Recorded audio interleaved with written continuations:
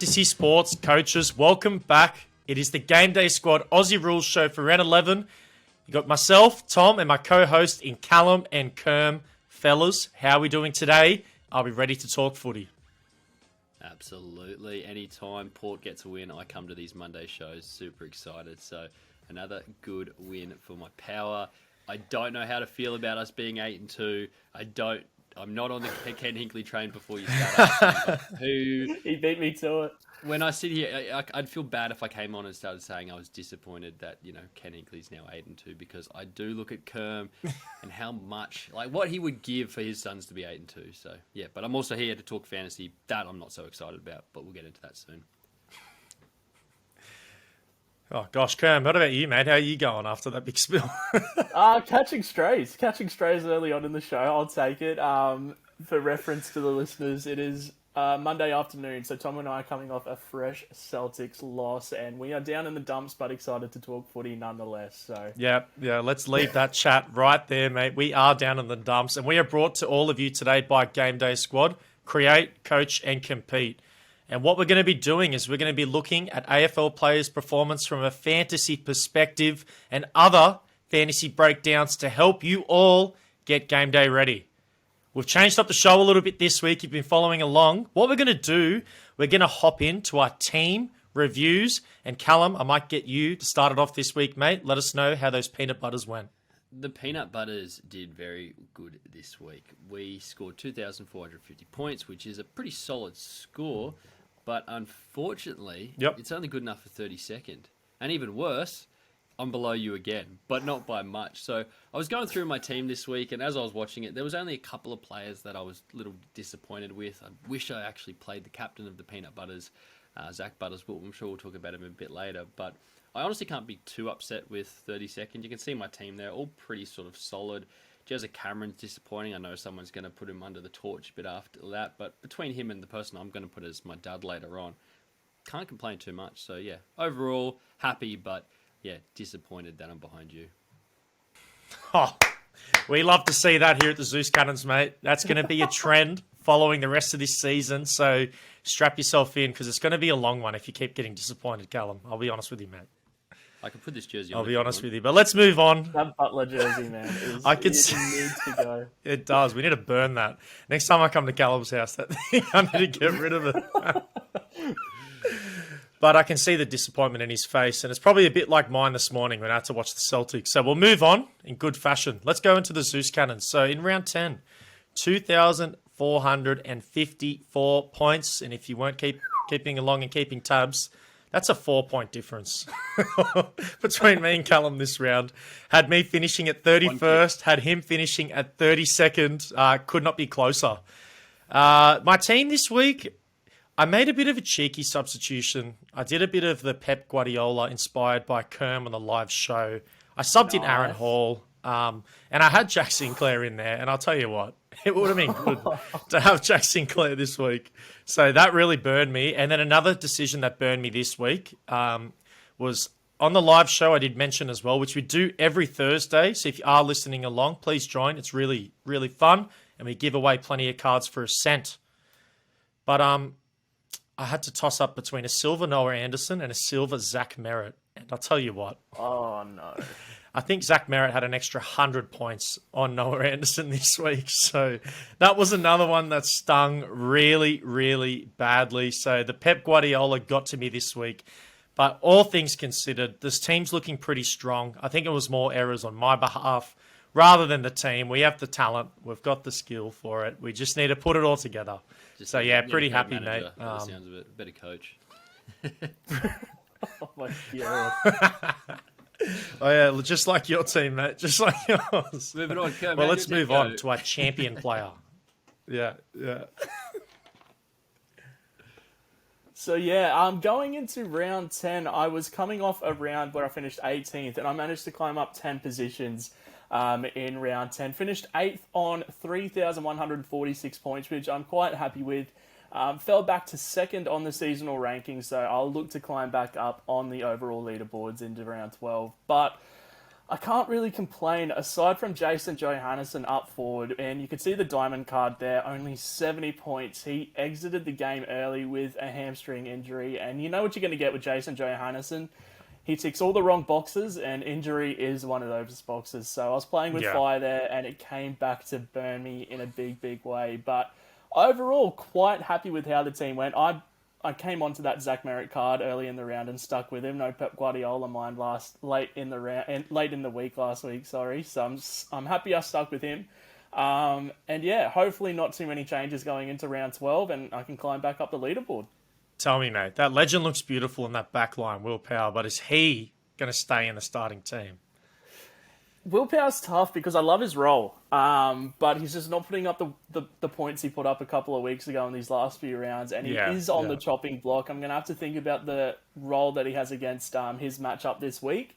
And that 1.5 multiplier is super, super enticing, but as he said, he hasn't lived up to the points that he's been putting up earlier on in the season, and if he doesn't, you just find yourself on that chopping block. So yeah, he is definitely on the hot seat going into round 12. And speaking of chopping block, these next teams you're about to see are not on the chopping block. What we're getting into, is our leaderboards for the round. We've got our classic and champion competition there. Shout out to Dan's Dynamos and the Splash Brothers for taking it out this week. Some super high scores. Very impressive work, fellas. Very impressive.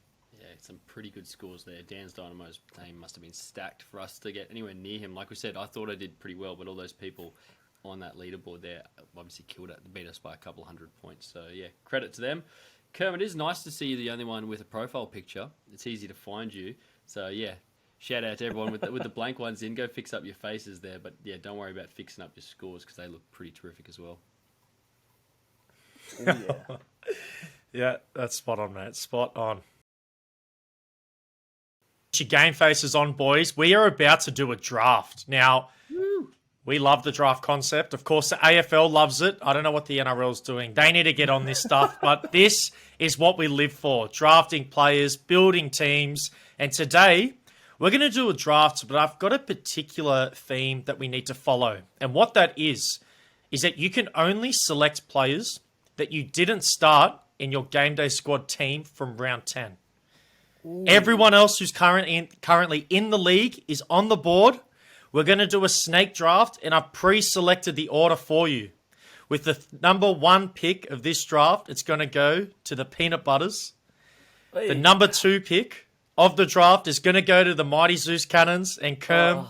In the Kermies. You've got the number 3 pick, but you do have the back-to-back. So we're going to do a snake style of draft. I'm super excited for this.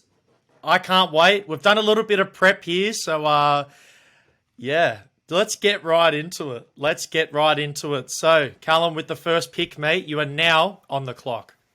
Thank you. Yes, absolutely. We will figure out how to get those sound effects in here at some point during the show, particularly if we're going to be doing some more drafts.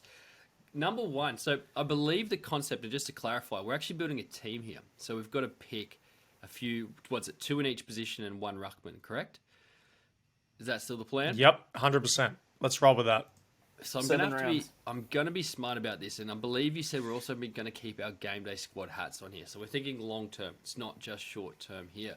And because of that, I am going to take a forward off the board that I've been wanting in my team forever, and I'll be having this guy in my team for the next 10 years, and that is Harry Sheasel.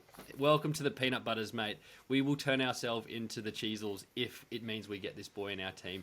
Peanut Butters out, Cheezels in. Pick one. He just thrown his own boy out. That's a bit stiff. He had a good game. Wow. Doing that to him, but yeah. That is funny. It's not a bad pick, as you said. Dynasty option, one of the best forwards currently in the competition. You've now locked him up in your team for this draft with the number 1 pick, but it means we move on, and it means now I'm on the clock. Do the old dun-dun-dun, yeah, I was going to say, it's going to get real annoying if we do that for another 30 times, so just picture it in your own head as we're going through the video. Who have you got? Alrighty. I'm looking at my board here. I'm looking at the players. We got some good talent all around, but I think I have to go with a proven dynasty stud. He's currently injured right now, but that's okay. It's long term. His name is Took Miller from the Gold Coast Suns. He's going at number 2. He's set and forget for me when he is healthy, so got to go with him, one of the best mids in the comp. Good pick. He was not on my draft. The man is both beautiful looking and incredibly good at fantasy football, so that is a really, really good pick. Thank you, mate. Well, that means you're on the clock now, Kerb. So you got the back-to-back. You will be taking the 3rd and 4th overall pick. Take it away, mate. I was sweating on this pick because I have wanted this guy in a high rarity for a very, very long time. He is the number 1 ranked player in fantasy football right now based on per game average, and it is Tim English. I'm taking a ruckman early.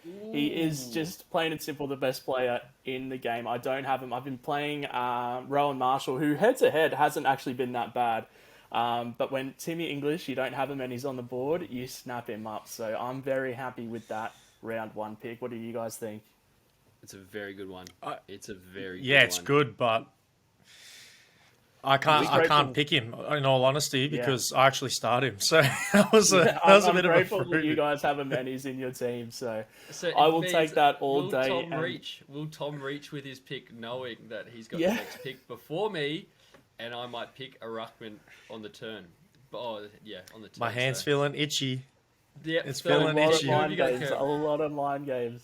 All right, so heading into round 2 here with the 4th pick, I've got someone high on my board here that I have a lot of love for. And I've got the long wait. After this pick, I've got a long wait to go another pick. And I'm going to follow my heart. I'm going to go with 22-year-old Noah Anderson, who at the moment is averaging 120 GDS fantasy points a game.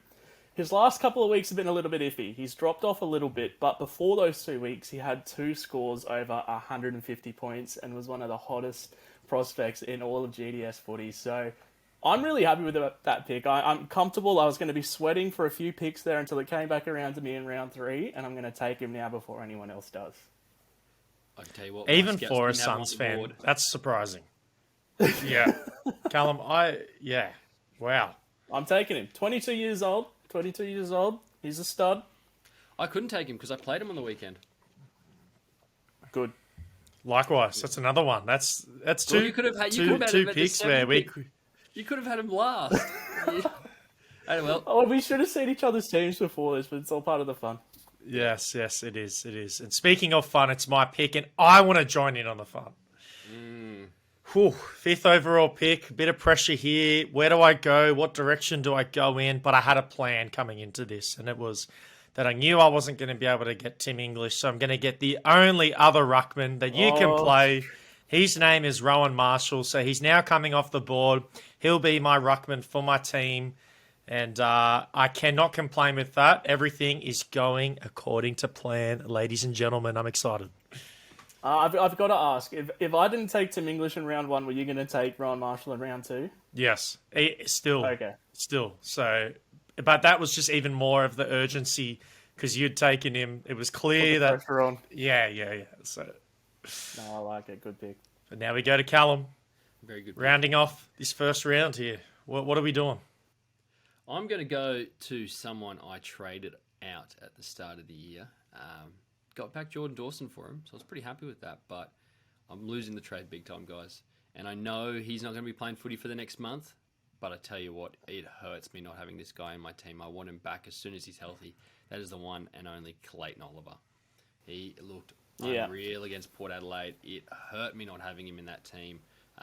It was only I only found out late yesterday that he was injured, so I missed that completely. I still don't fully understand what's happened to the poor guy, but it does mean Petrarca should eat for the next month. But coming back to Clayton Oliver, he's my pick at number 6. So, yeah, happy with that one. Which means I'm going to start off round 3, guys. Now, I know, Tom, you've picked up a ruckman. Kerm, you've picked up a ruckman, so I can leave that pick available for me. And I'm finding it very... No, you got to get one now. Got to do a Kerm. You got to get one now, mate. They'll all be gone. I am going to pick up someone as a forward because I know they are the hardest to find here in GameDay Squad. And I am going to pick my boy, Zachy Butters. So... there, bang, I've got my 2 forwards locked and loaded. I've got Sheasel, I've got Zachy Butters, and I've got, obviously, my boy Clayton Oliver running around the midfield. So I'm pretty happy as I move to yourself, Tom, for your third pick. That is a really good pick, and you might have seen the sigh in my face. That was probably where I was going to head, in all honesty. So that stings a little. Just one pick off, but shouldn't be surprised. Port Adelaide fan had the back-to-back. He was going to make room for one. But yeah, now you've messed with my strategy a little bit, but I do know where I'm going. I'm going to keep my dynasty hat on here. I'm building a team not only to win now, but for the future. This player is in some really, really good form and actually featured in 1 week this year for the Zeus Cannons, but I only have a gold-rated card of his. His name is Hayden Young, the defender from the Fremantle Dockers. I am pumped to get him on my team. I knew that he was going to be the play here. I was super stoked that I could get him, but gosh, Butters would have been good because I do agree with the forward depth point. But anyway, I'm happy nonetheless. Kerm, off to you, mate. Yeah, no, I got to give you your props there. That is a really, really good pick. And I'm sort of scrambling here. I played Zach Butters. I would have loved him in this draft this week. So that was a really good pick from you too, Cal. Really strong round 3. I'm going to go to Tom's heart now. I did not play Errol Goulden in round 10. So he is going to be my pick here in round 3 of this draft. I'm super stoked with that. I think, Andy Brayshaw currently has the GDS scoring high record. In 2022, he scored 212 points. I personally think if anyone has the ability to break that, it is Errol Goulden. So he's going to be a stud for a very, very long time, and I'm really happy with that pick here in round 3. Gosh, that is a killer pick, man, and especially to get that quality of player in round 3. Oh, man. Well, you got another pick. I do. It comes back to me. And it comes back very quick because I'm not entirely sure who I want to go here. There's a lot up in the air. GDS is a dynasty platform, but the form that he's in, I don't have his card. I'm going to take Harry Sheasel's teammate, Jack Siebel. And we don't like to talk about him. I know we are a dynasty platform, but it's very rare that you get a forward who's averaging 127 points. So I'm going to take him, play him for the rest of the year and maybe next year, see if he keeps that role for a little bit long term. And if he does, I'll be very, very happy with that pick, despite his age. So yeah, that's where I lean with that one, back-to-back forwards. Seems like Callum has no comment about that pick. He hasn't got too much to say. Not the biggest Jack Siebel fan, Callum. That one hurts because I do play Jack Siebel. So that's another great pick, man. 2 of the better forwards this year, just back to back. And we talked about that forward depth, which it's getting pretty thin up there. I'm looking at my board now. So on the topic of forwards and that position thinning out, I think I need to go with this player. I don't have one of his cards, and I'm pretty sure both of you played him this week, which is the only reason I'm able to get my hands on him right now. But that is Connor Rozee. I'm going to be taking him. I need to be getting a really good forward. He's got good dynasty value, of course, and he's killing it right now as well. So you get the best of both worlds with him. Tasty pick. He's a good one. I wish I could have taken him myself. I am going to go... I'm thinking I'm going to put my dynasty hat back on here, and someone who at the Gabba just looks like maybe the best footballer in the world, and it's his first season. And I'm going Will Ashcroft. I do not have his card. I don't love him. I knew it was coming. The Prince of the Gabba. So I might sit him on the Pine for away games, but at home, I'm starting this guy and thinking about putting the C on him in other fantasy formats. But yeah, I just love him at the moment. So Will Ashcroft, and already my team is looking very young. And I'm very, very happy with that. So that's going to put him as a midfielder, which means I've got my 2 midfielders. I've got my 2 forwards. So how about a defender that neither of you guys can pick, and someone I know you wish you could? It's your boy, Will Day.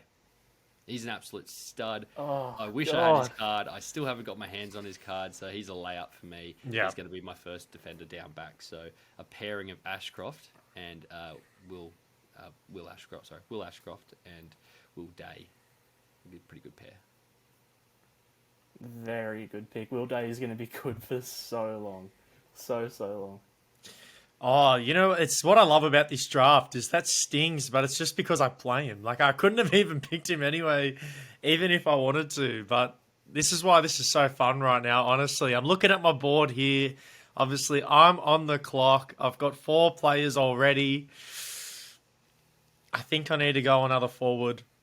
This is a player we don't talk about enough on the show. This is a player who's going to be a dynasty stud. His name is Mitch Owens, and if you're not quite sure who he is, get a long board. He's going to be one of St Kilda's better players for the next couple of years. I do know he's currently injured, and he got injured on the weekend, so hoping for a speedy recovery from Big Mitch. But, man, when he plays, he looks fantastic. He's a super well-rounded player, and he's going to develop into a true superstar of the game. So, bit of really high upside, definitely a bit of a flaw there as well, but I'm backing him in. He's a really good player. He can play, man. Absolutely, he can play. He can play. His role is just so unique. You look at him and you think, the St Kilda legend Nick Revolt, who works up the ground so far, so good overhead, obviously impacts the scoreboard as well. So that is an insane pick. A little bit of a throw at the dartboard, but still, you can't really go wrong with that as a dynasty platform. 100%. That was the thought process. Yeah. Very interesting. And leading into my pick here, I'm sort of going to throw a dart at the dartboard as well. I need a defender. I need a young defender more than anything after that Jack Siebel pick. And I'm going to go with Ruben Jinby from the West Coast Eagles. Now, I think he is the most requested player in GDS when we're trading. We're talking about trading. And for a reason. The guy is, in terms of the eye test, I mean, his scoring is one thing, but the eye test is another. He's playing on a decimated West Coast Eagles team, and his tackling pressure, his work inside, he's got all the attributes to be a gun fantasy player in the future. And hopefully I can reap the benefits of that in coming seasons. So very, very happy with that pick here. Very happy. He is a superstar, honestly, and it's just such a shame that he's on a team that is so decimated by injuries. He's just tagged out of every game or being asked from his own team to tag the best player. You can just tell, doesn't matter what role he has every single week, he looks like the best player on West Coast. He is going to be a star of the game. Oh, 110%. He's going to be so good for a very, very long time. And I believe I'm kicking us into this round as well. It is my pick. And I'm going to go on midfielder. There are a lot of midfield options, to be frank, because there's only 5 midfielders you can select in GDS Fantasy, and I'm going to go young again. I bailed out of this pick late in the week last week. I traded in Sammy Walsh for this guy, and it is Bailey Smith. Now, it's really, really easy to forget Bailey Smith's 2022 form, where he finished, I think, as a top 10 midfielder. Yeah. And second behind Andy Brayshaw amongst 23-year-olds. And he has been bevoed to oblivion this year. He has not had a sniff at any centre bounces, attendances, and until these last couple of weeks where he's shown that he still does have that talent, he still does have that scoring power. And I'm going to be looking to take advantage of that in seasons to come when the likes of Jack McRae and Tom Liberatore fall off a little bit, or, maybe he gets fed up and requests a trade. So Bailey Smith is my pick here, and I think that is super valued, even with all the value options at the midfield option. Love that. He looked Couldn't agree more. The upside of that pick, mate. Dude, and I know Callum over there is a massive Bailey Smith fan, so I'm sure he's a little bit devastated about hearing that news, aren't you, mate? That he's picked him up. I had him on my draft board. He was number 3 for me in the midfielder, so I got Oliver and I got Will Ashcroft, so I got the 2 I wanted, but Smith was there. I was very close to that. Yeah, okay. Oh, goodness. Speaking of, Kerm, that was your second last player that will be joining your little team that we're doing in this draft. Correct. This will be my second last player, and then Cow gets the back-to-back, and then he'll wrap up his team at the end of his. But I am going to go with a defender. I really don't know who I'm going to go right now, but I'm just going to have a stab in the dark. We're talking about different scenarios. I've got some really good dynasty players, so why don't I stick to the theme? I'm going to go Nick Newman. He's a player this year. Okay. who's taken a leap in terms of his getting fantasy short. production.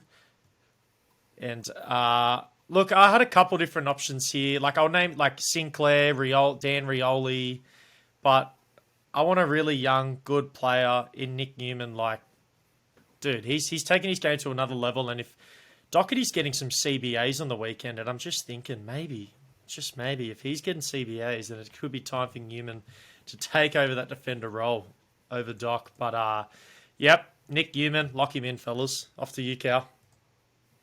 That's good. That's a good one there. So to confirm, we've got 2 more picks. Have I got?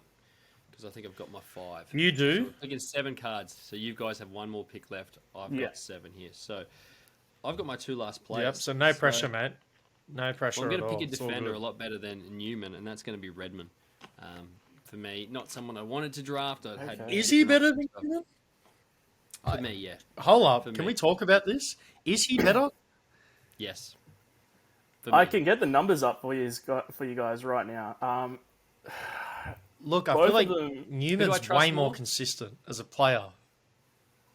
Yeah, we want the upside. Newman's averaging 112 GDS fantasy points a game, and Redmond is averaging 109. So there's not a lot in it in terms of points per game average. That's what I'm Both- saying. Both, to me, I think are a little bit boom or bust, but It's all right. When you got Will Day down there being Mr. Consistent, don't worry about it. But my That's true, last actually. pick You there- got Will Day. You can take the punt. You can take a punt. I there. can take the punt. And this ruckman has fallen into my lap.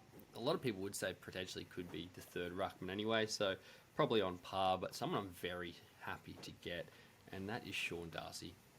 I love this guy. Yeah. Who knows what he's going to be like with Jackson. Jackson's looked very good for Freo in the last couple of weeks, but I still think this guy is one of the best young ruckmen in the entire league, so picking him up and rounding out my team, pretty happy with that overall, not going to lie. So, yeah, to continue on, Tom, you've got your last pick here, but, yeah, I'm pretty happy with that being my draft done.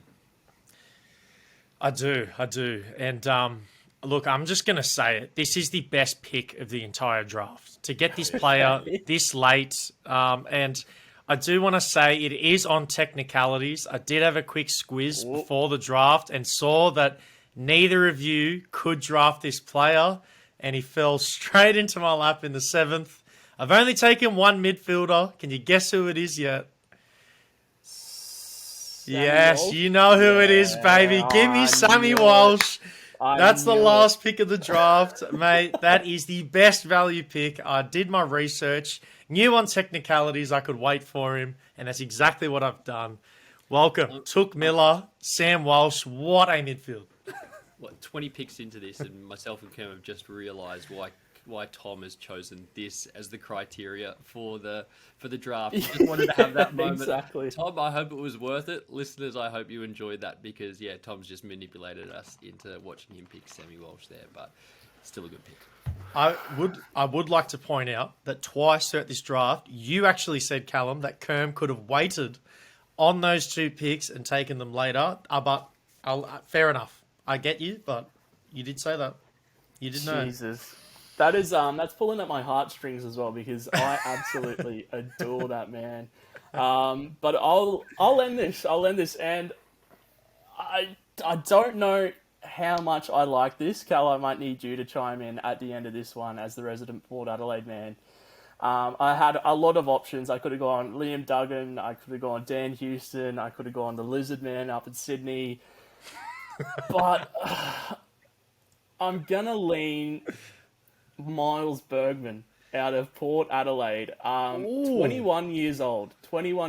And I've watched a couple of Port Adelaide games. I'm not going to sit here and tell you I've watched all of them. But round 9 specifically against the Kangaroos, where he had 16 disposals, 10 marks. Absolutely, he looked like he had played for 100+ games, Bergman. And as far as the eye test goes, as I said, the numbers say one thing, the eye test says another thing. And with the last pick of the draft at the defender position at 21 years old, I think I could go a lot worse than Miles Bergman there. So I'm keen to hear Cal's thoughts. He is the resident Port Adelaide fan. What do you think, mate? Hate to spring this on you, but Miles Bergman's a midfielder. So in GDS, is he? In GDS, Miles Bergman is a midfielder. But you know what? You did such a nice little spiel. I'm happy to give you him as a defender status. You can have him. He'll be a defender next year. He will be a defender next year. He plays awesome. As a pick, if he was a defender, absolutely love it. But yeah, there's your technicality there. But oh well, the defender stocks got pretty thin there at the end, didn't they? They did, yeah. As I said, I probably would have gone Dan Houston if I didn't go Bergman. So we can slot that one in there for the graphic. But yeah, for those listening on late in the draft, I would have gone Bergman, and we'll go Bergman this time next year when he is a defender.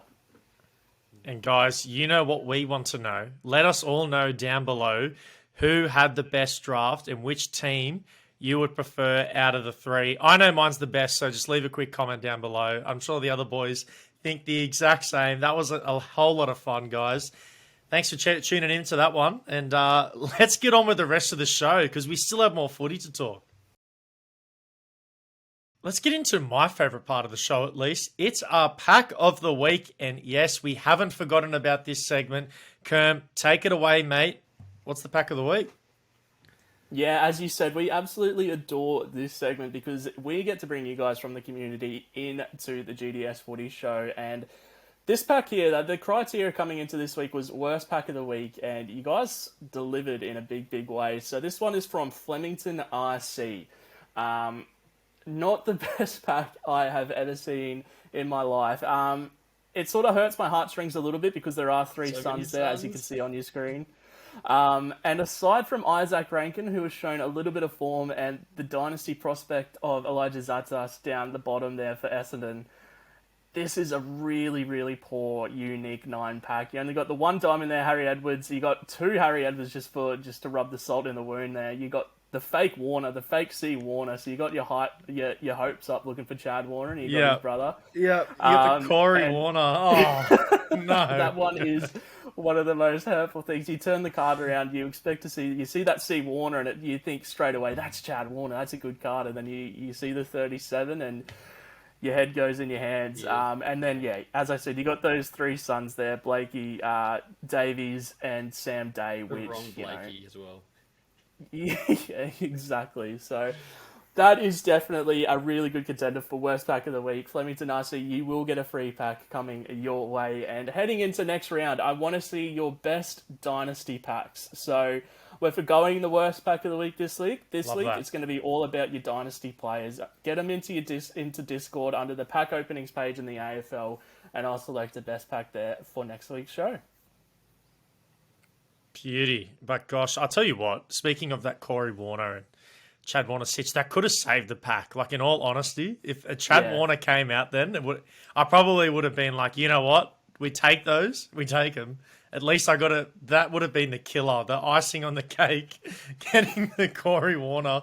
But at least we get to give another pack back. So hopefully you have better luck with the one you get, because goodness, you definitely need it, mate. But let's move on into our studs and duds. And Kerm, I actually have you taken us away this week, mate. Tell me who is your stud and dud for round 10. Yeah, gladly. And my stud this week, Cal sort of touched on him in the draft, drafted him as one of his midfielders, and it is going to be Will Ashcroft out of the Brisbane Lions. I nicknamed him earlier last week the Prince of Wollongabba, and up at the Gabba in the Q Clash, he absolutely delivered on that. 153 GDS fantasy points on 19 kicks, 11 handballs, 7 marks, 4 tackles, and a snag to go with it. The guy is an absolute jet on the Gabba, and I think he comes into consideration when he is playing at home going forward for the rest of the season, because he is just that good, and he's going to be good for a very long time. Very worthy of a stud. I'm very keen to get him into my squad at some point. So yeah, what do you guys think? Did you guys catch the Q Clash on the weekend? No, I was watching the competitive game of footy on the other channel, but Fair enough. I had to watch as he absolutely torched my sons up. But moving on to my dud, and this is sort of what happens when you don't kick any goals. This was the first time this year Jeremy Cameron went goalless in a game, and he only scored 69 GDS fantasy points. And such a weird game from him, because he has been so good this year. It's the first time he's dropped below triple digits in GDS scoring as well, mind you. And with no goals to his name and limited touches on the footy, he only had 10 disposals, which is not Jeremy Cameron like at all. You'd expect if he kicked no goals, he'd get up the ground and take a few marks, get some cheap kicks up the ground, and it just didn't work out for him. So, yeah, those tall forwards are always risky because they can be so goal dependent. We thought Jeremy Cameron shook that mould a little bit, but as we see here, 69 points on the night. It's not what you want from someone like Jeremy Cameron. No, definitely not. I totally agree with that. Yeah, it's definitely a disappointing game. And for me, it looks like the benchmark for Jeremy Cameron this year and having a good game is getting 15 plus kicks or getting 3 plus goals. One of the two stats. And he did neither on the weekend. And, when you are a key forward and you are somewhat goal dependent or you need to be pushing up the ground and impacting, it hurts. It really does hurt. And the funny thing is early in the game, he was majorly involved. And when I mean early, I mean the first 5-7 minutes. And then after that, it's like he forgot he was playing for the rest of the day. So definitely we'll be looking at Jeremy Cameron to turn things around, but couldn't agree with your point more there, Cam. But let's move on. Callum, why don't you give me your stud and dud for the round, mate? Take it away. Yeah, so I was just listening to Kerm there going off about Jeremy Cameron. Now, I actually saw the show notes, so I don't know if Kerm has missed this, but we didn't want to all overlap on our picks, but it looks like we are going to overlap on our duds. And I didn't have this player down in my notes, but I want to throw Jeremy Cameron in there too. I had my notes written for Tom Stewart, but I only did it because we didn't want to double up. But if we're all going to be the same, let me get the trifecta of Jeremy Cameron, because the thing I had with him, the reason I wanted to put him as my dud, was I actually, a couple of weeks ago on our GameDay Squad Aussie Rules page, we had a thing, Cal's top 10 players in the game right now. I can't put you at number one and then not hold you accountable when you have games like that. So I agree with you, Tom. He will bounce back. He will kick another 3 or 4 goals soon. I don't know he's going to be leaving my team, but if we're going to give him that sort of praise, we've got to make sure that we give him a bit of the hot seat when he's on the way down. My stud, though, I went someone different. I've gone my boy Zachy Butters, so we've raved about him already before. 178 points, 2 goals, 41 touches, and just an awesome win for the Power. So how can that man not be the stud doing all of that? And I think I don't have the number in front of me, but his disposal efficiency, was it 70 plus in the rain? 80 plus almost? Something outrageous. Driving rain, torrential rain. So we don't Insane. follow that with like other platforms like Supercoach, but I tell you what, even the disposal efficiency there would have been a massive tick. So yeah, big ticks all around for my boy Zachy Butters.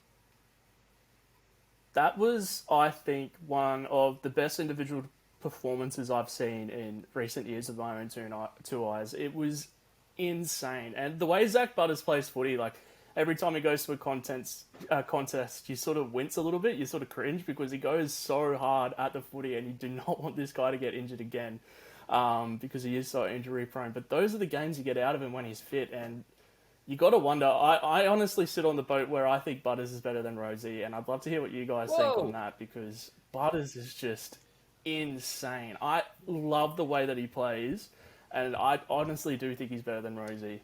He looked a class above on the weekend. Let's be honest. Like, everyone else was fumbling, having two turns, trying to pick up the ball, take marks, and he was just clean. It looked like he was playing in the dry, and everyone else was stuck in the mud. Like, that's just how quick in and out of the contest he was. He was a class above, and it really showed out there. And it's the reason why Port won, is because he dominated all around the ground. He pushed back in defence. He got up forward. What did he kick? 2 goals for the game as well, mate. Like, that is one of the best all-around performances of the entire season, for sure. 100%. Cal, pick between your 2 Port kids. Rosie. Because if Butters didn't play, then everyone would be saying, how good was Rosie? Because he was also pretty good. It just happened to be overshadowed by this bloke named Zach Butters. So, but Butters did play. But yeah, fantastic. Ken Hinkley special. The coach is rubbing off on him. Yes, hashtag Hinkley in. He's on board. We know who your dud is. Do you want to talk about that and then give us who your stud is? Yeah, it's funny because when we were before the show, we did say we wanted some different duds, and I sort of wrote, hey, this is going to be my dud. Potentially don't touch him. And it seems like everyone wants in on the love. So let's spread the love around. It's Jeremy Cameron. Yeah, Jeremy Cameron was my dud of the round this week. And to be fair, out of all the notable fantasy players that played, especially towards your top 5, top 10 sort of category, he was probably the only one that fell out big time. He finished on 69 fantasy points, as Cam covered before. He just wasn't good enough on the weekend. And, it showed. They didn't get the result as well. They ended up losing to a Fremantle team who is on a bit of a roll, but in all honesty, they should be beating that team. And his minimal impact is probably the reason why they lost. So, but on to a brighter note, let's move on to my stud of the round. This is a player that I personally love. His name is Zach Merritt, and he's a midfielder for the Essendon Bombers. He had 186 fantasy points for the weekend. I'm just reading off here, 27 kicks, 7 tackles, did most of that points damage, which is just huge. He was spectacular in the weekend and was a massive reason why his team ended up winning. So the Bombers got up in a big way without Darcy Parish, which you know how impactful he is when he plays. So huge result for them, huge week for Zachy Merritt, and for people who played him, reaped the benefits, and for silly people like me who benched him over a silver Noah Anderson have to sit here and cry their tears. So that one hurts a lot. Yeah. And let's move on. No, trust me, the next segment isn't something to move on to, guys, because it is lock of the round, and those tears for this segment are shared by all of us, because none of us, Stinky nor our round. community member on Thursday, the great Jaden Popowski, none of us got our picks right. We all dudded it up. So I want to say individually who we went and then who we're going for this week, because you will know that, guys, I went Goulden, same as Tom.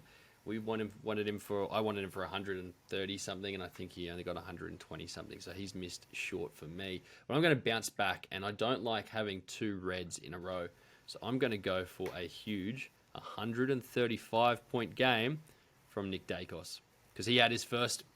We want to call it a poor game? Yeah. What did he score? 100 points? Yeah. Yeah.